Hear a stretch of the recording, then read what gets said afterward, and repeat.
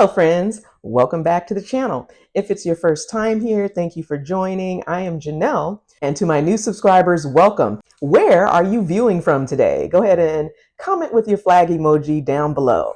I started you guys off with the US series of destinations that I thought would be solo travel friendly. We also ventured out to Mexico, even did a couple destinations in Europe. Today, I'm taking you to Central America, and we're going to visit the lovely country of Costa Rica. This trip is full of relaxation with the opportunity to experience culture, delicious food, nature, and more. Without any further ado, let's go ahead and get right into it.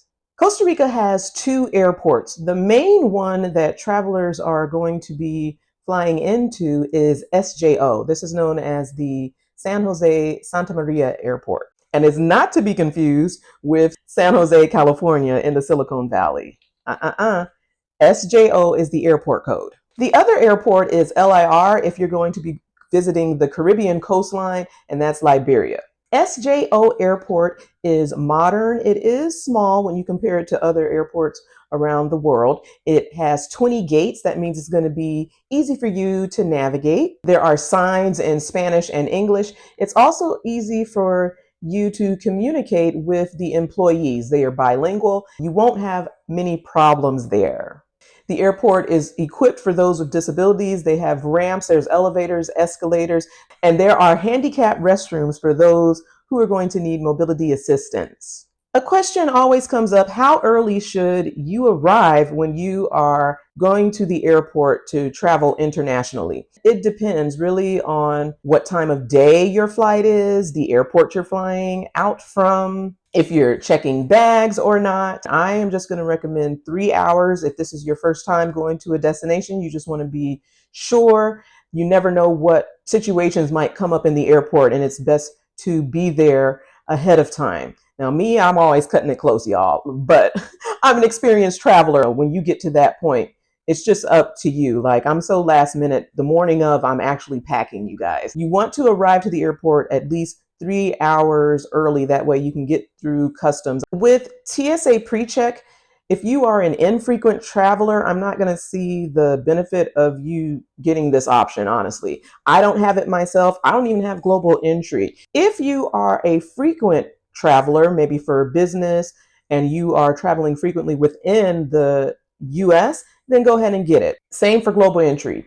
If you are not frequently globe-trotting within the fiscal year, I would not recommend it. You have to be pre-approved for global entry. It is not free. You have to pay a fee for it. Now, if you just like to have it because that's what you see on social media, it is better for convenience. You live in a very busy airport like ATL, New York, you are going to want to get TSA pre-check. Just having the convenience of not having to remove things from your bag, keeping your shoes on, that is a plus. There are only a few destinations outside of the US where TSA pre-check is going to help you. When you get to these international destinations, TSA and global entry does not apply. This is for when you are returning back to the States and when you're flying out from the US. If you are trying to globetrot, you want to go maybe more than 4 countries, see more than 4 countries in a year,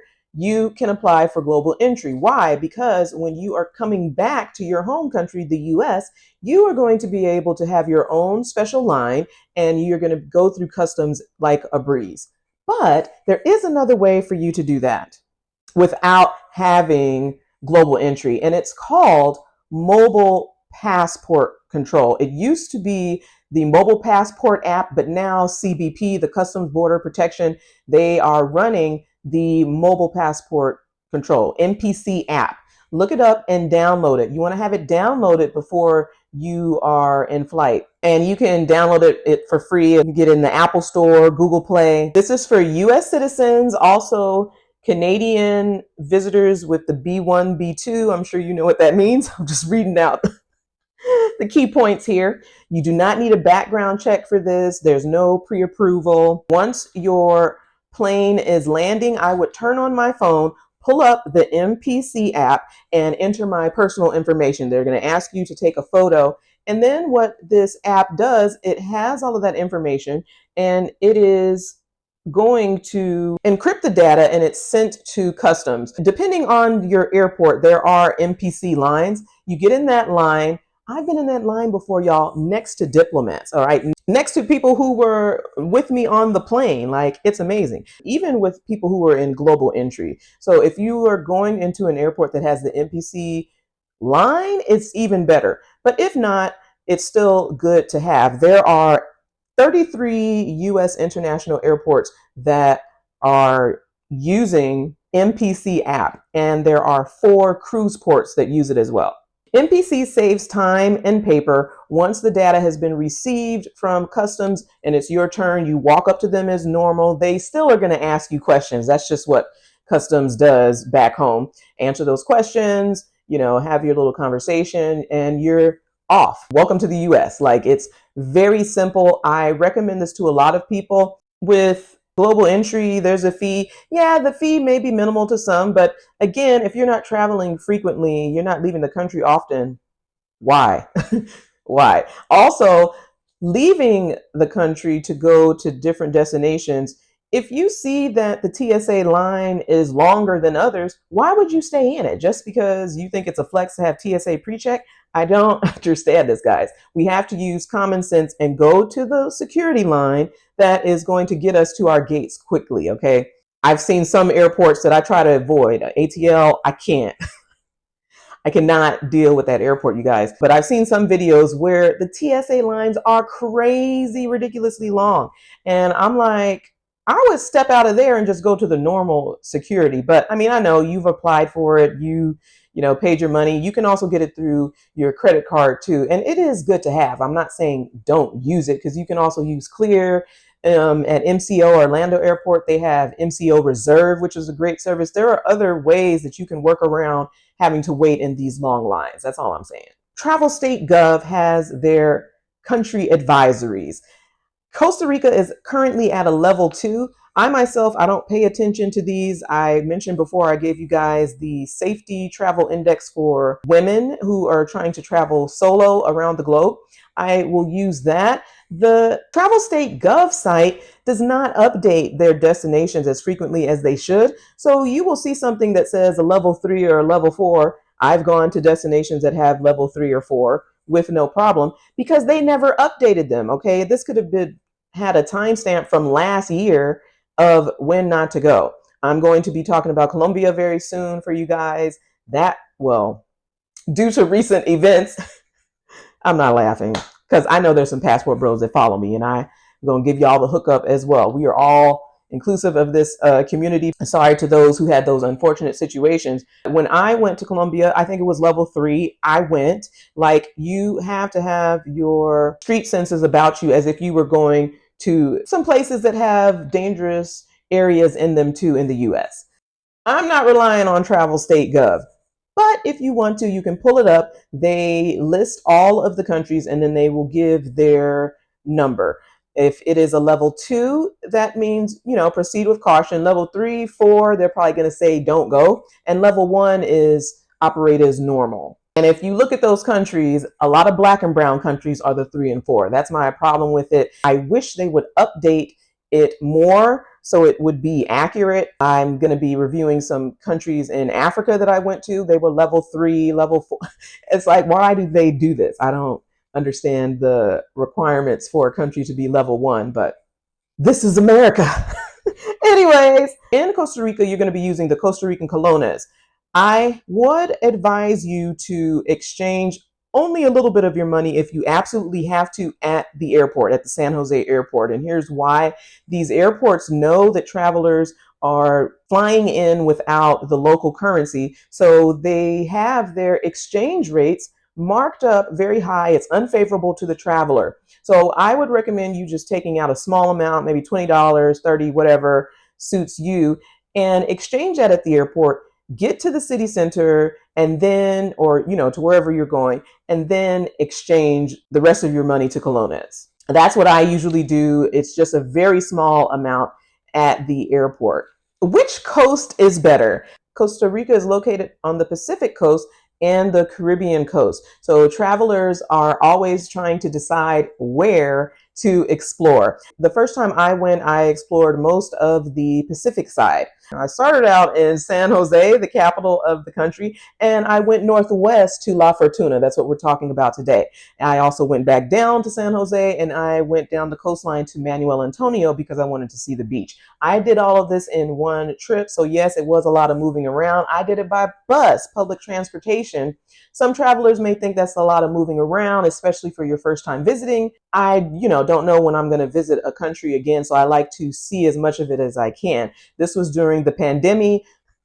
Sometimes I wonder if my content's evergreen because I'm telling you guys my previous experiences, but that's when I do my research so I can back it up with current information for you guys. The Caribbean coast is where you're going to be able to see the Afro-Costa Ricans. I don't know if you knew this, but 8% of Costa Ricans come from African descent, and they have built their homes in Limon. The Pacific is known for being more developed, but the Caribbean, I would say, has the best beaches, and you're going to get that Afro-Costa Rican culture in that Limon area. So I think for my second time, I only want to go east and be in the Limon area. I have cousins who are in Costa Rica. They're not in Limon. Costa Rica is the most expensive country in Central America. And you're going to notice this when you are searching out accommodation, activities, food, etc. If you're looking to go to a cheaper, budget-friendly country, I would recommend El Salvador, Guatemala. In the future, I want to check out El Salvador, Belize. A lot of people like to go down from Mexico into Belize, and you could go even further down, Nicaragua. But Costa Rica is the most expensive. However, I have put together a list of places to you that are budget friendly. One is going to be Nativist Hostel. This is located in the city capital, San Jose. It's 15 minutes from the airport if you're taking an Uber. And it's a nice hostel. They offer private rooms along with dorms. I stayed there my first night because I wanted to just get a layout of the land. I went into the capital, stayed there a night at the hostel, and then ventured out northwest to La Fortuna. I was able to stay in the private room. When I came back, I was in the dorm room, whatever you want to call it. It's like this electric blue, this turquoise all over. They have a good breakfast that you can buy. They have American and English breakfast. I was able to meet some travelers there. On the way back, they were like, "Oh, you've been to you're vegetarian? Take me to the vegetarian place." Again, sometimes I am not the most social person. I want to just be on my bed, scrolling my phone, looking at my TikToks. But those people, they wanted to go out. I'm not good with directions too either. So I'm like, okay, let's go together and find this restaurant that I already ate at. But you got to give the people what they want. And no, it is nice that you can meet a group of people and venture out together, especially in a capital like San Jose. I'm not saying the stuff is going to go down. If you're not into the social aspect, you can get your private room and you still get the benefits of a hostel. For La Fortuna, I stayed at Hotel Secreto La Fortuna. This hotel is in the tourist destination of La Fortuna. This is where people come for the nature. They're coming for the volcanoes, the adventure, zip lining, the hot springs, all of it. This is going to be about a 4-hour bus ride from San Jose. La Fortuna also has hostels as well. I looked up Selena. Selena brand is popular. You can get hostels or beds for like $20 a night. But the Selena brand, I was told to stay away from it. I met a friend, Van. We were on the Rio Celeste tour that I'll talk about in a minute, and she was talking about her experience with Selena. And from that in Costa Rica, I was like, I'm not doing Selena ever. They have one in Mexico and Cancun. It's up to you whether you want to do Selena or not, but they have good options if you're looking for the dorm. They do offer private rooms. It's about the same price that I paid to be at Hotel Secreto. It was like $80. So you might as well get your own hotel room rather than a private room in Selena. It's your preference. There's also a Reno Backpackers. That's about $30 a night. All of these hostels offer private rooms, so that's really great too. I stayed in an Airbnb in La Fortuna. There's different types of accommodation depending on your vibe of the trip. La Fortuna is a must-visit tourist destination. Here you have the Arenal Volcano National Park. They have two main volcanoes. One of them is still active. You can go to the hot springs here. There are different resorts if you want to get a day pass. You can also sign up for a day trip to go hike at Rio Celeste. I went there and did that because I really wanted to see this natural wonder where the water turns blue. They have rainforest trails. You can sign up for zip lining. I had a major fail with the zip lining. There's the La Fortuna waterfall. You can sign up to see the sloths, the birds. However, there are no beaches in La Fortuna. La Fortuna is landlocked. I told you I went to Manuel Antonio so that I could access the beach life.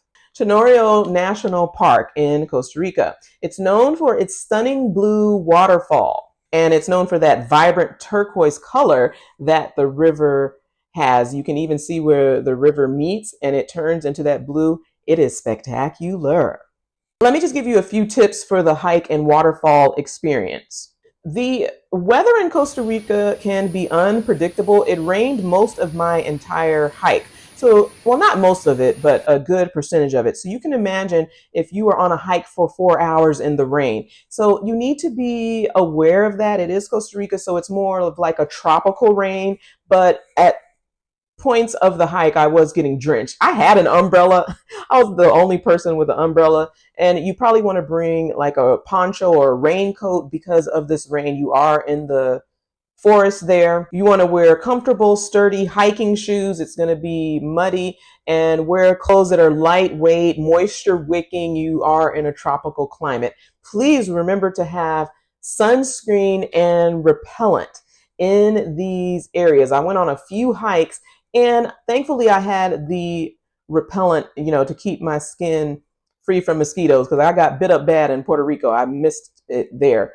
You want to try to get it that has DEET free. Think of the environment and respecting it. Some of those chemicals are going to harm the natural environment with all of the wildlife that's there. So be mindful of the repellent that you are buying. You do need to have a permit and an entrance fee, but that's usually covered if you're doing it as a day trip. All right. So I was in that Hotel Secreto. They will pick you up. The guided tour, it was like $100, and it's usually a day trip. So it's going to take you about a couple hours to get to Rio Celeste from La Fortuna. You have a lunch that is included. You hike for about 4 hours. They give you time to walk around and admire the beauty of Rio Celeste waterfall. And then you head back 2 hours and you'll get back to your hotel by the end of the day, usually around evening in time so you can go to dinner. Trail difficulty. That hike, it wore me out. I told you about my friend Van. If it were not for her, I don't even know if I would have made it. It's a lot of stairs. Like, I struggled through that hike, you guys. I am not the most athletic person. And it was rewarding at the end to see the waterfall, but that hike took me out. You want to start in the beginning of the day. Hopefully the guided tour has an early departure time. That way you're not there when it's too many crowds. You have the Instagrammers and influencers are holding up the line because they're taking their pictures, their videos. If you want to have more time to experience it on your own, don't use a guided tour. You can get a rental car and venture out there yourself. In the rainy season, just know that parts of the trail, you're going to have steep inclines. It can be slippery, so you want to watch your footing. That's why I was saying you want to wear proper trail running shoes. I think mine's were Merrell. Merrell is a good brand for this. With a guided tour, they're going to give you insights into the local trees, the birds. You might even spot some sloths. Geological features, there's local fauna and flora. They have studied and are prepared to give you the best experience, as opposed if you were just doing a self-guided tour. This is why I like to do guided tours. I did this one with Get Your Guide. When you get to the waterfall, it is recommended that you do not swim in the turquoise pretty blue water. You're not swimming in it. And this is because they want to preserve the ecosystem. In fact, don't even touch the water. I know once you see it, when I first saw it, I literally let out a gasp because I was amazed with awe and wonder. But you want to keep your fingers out of it. It is discouraged. Don't touch it. Don't get into it. Don't swim in it. They do have local rivers that are free that you can swim in. I'm just specifically talking about Rio Celeste. Other ways to respect the environment is to leave no trace behind. If you have snacks or water that you brought with you, if you see in my pictures, I had on a backpack, I'm going to keep everything there. And then when my hike is over, I can use the receptacles that they have to throw my trash away. We're not putting trash just down at the park. Like, let's not do that, guys. Hiking the Arano volcano is going to be a thrilling adventure. I wasn't able to do that, but I know a lot of people have mentioned it in their travel content, and you might want to research that if that's something that you're interested in.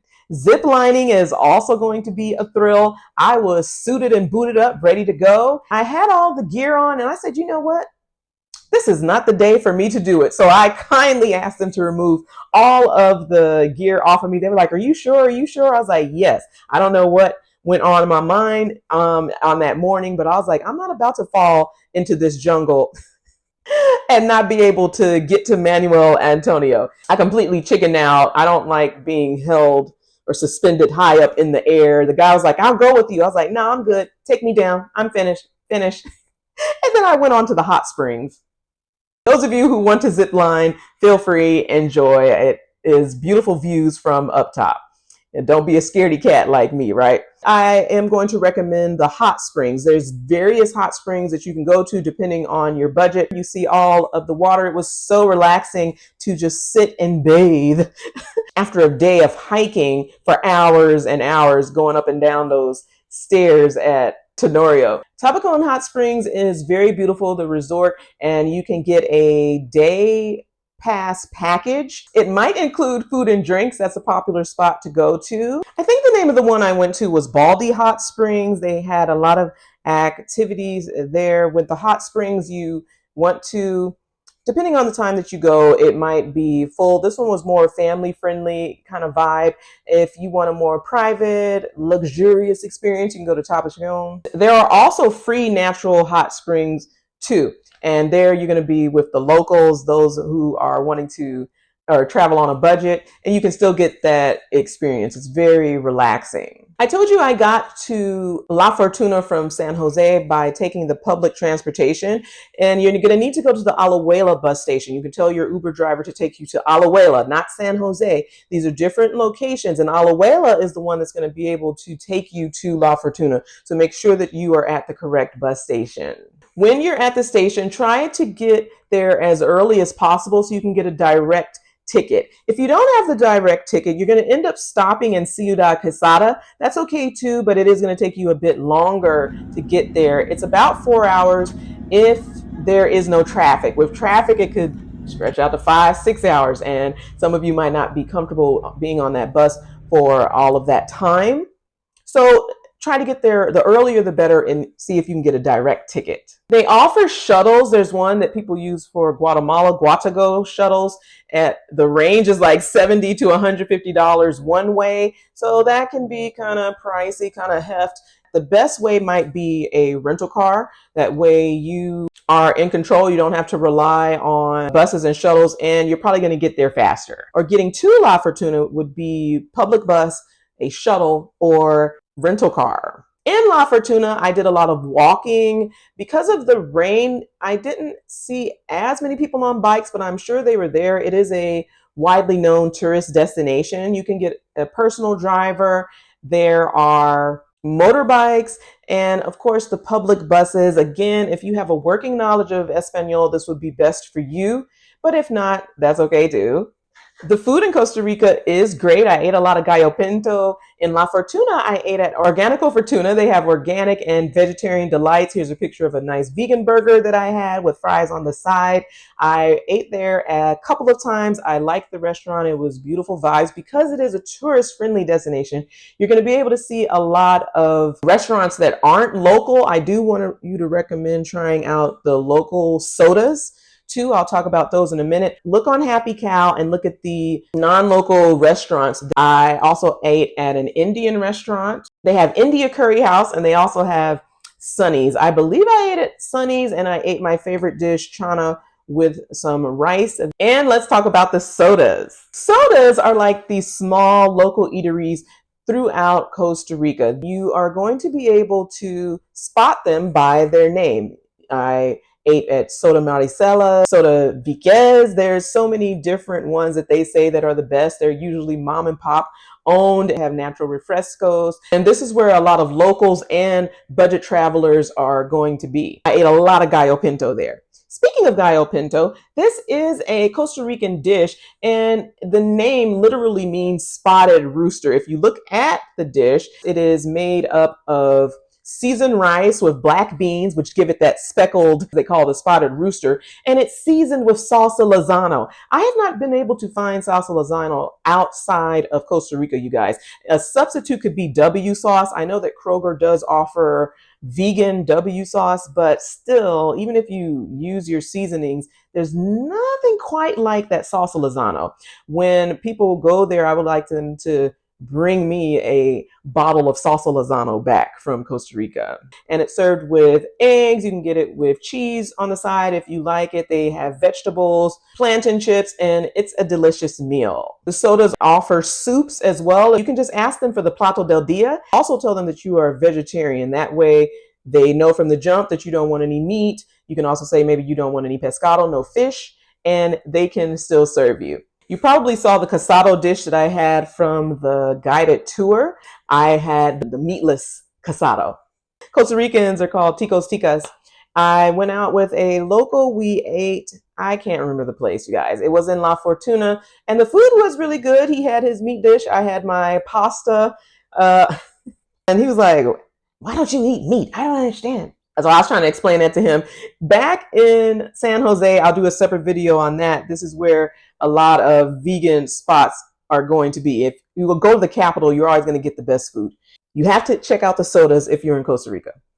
10 out of 10. If you want to get more information about Costa Rica, you can check out visitcostarica.com. We are on our way to 500 subscribers. Without your support, there is no channel. I am so happy we got to the end of this month, you guys. Like 5 videos in a row. 5 videos for this month. People say that January is slow on YouTube. Y'all, we are on the rise. We going global. If you want to see more about how to be a responsible traveler, go ahead and check out this video here. And I'll see you next week to start out Black History Month.